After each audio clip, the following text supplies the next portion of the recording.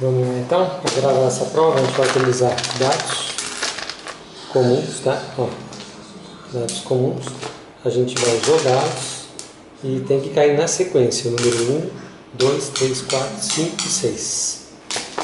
Então vamos lá, valendo. 1,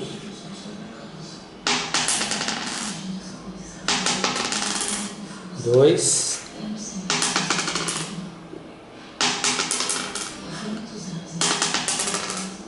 3,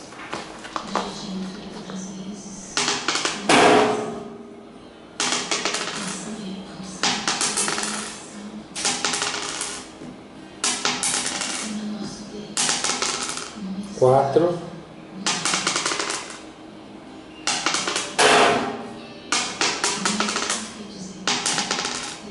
5, falta mais um, 6.